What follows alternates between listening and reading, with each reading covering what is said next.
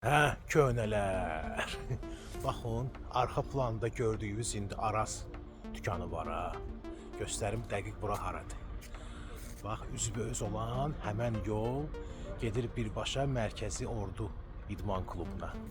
Bu isə indi burada Aras dükanı yerləşir.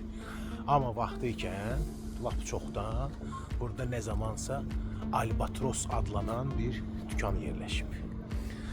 Bu Albatros dükanı adi bir dükan değildi. Yani her adam oradan gelip mal alabilmezdi. Yani heç bir alış-veriş edə bilməzdi.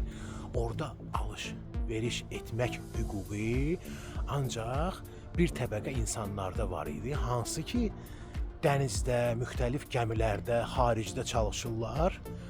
SSR vətəndaşları ola-olaya və maaşlarının bir hissəsini onlar alırdılar xüsusi belə pula oxşayan bir çekla ilə. Onların da adı Bon idi.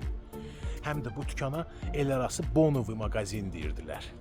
Burada həmən bonlara, yəni müxtəlif xarici məhsullar, import olunan geyim, ayaqqabı, şirniyyat, oyuncaq, hətta məişət texnikası əldə etmək olar idi. Sözsüz ki o bonları da, yəni öz alver eləyən adamları var idi, yəni onların alverçiləri var idi, hansı ki yəni bir bonu tam yadımda deyil, kimin yadında da desin, nə bilim 2 rubla, 3 rubla, 5 rubla satırdılar ki, adi adamlar da getsin, həmən yerdən o olmayan məhsulları ala bilsin.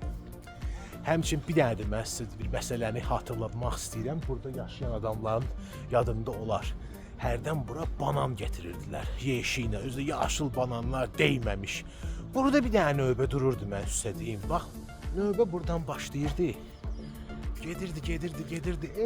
Ta bu yolun qutaracağına kimi cemaat banan üçün özünü öldürürdü.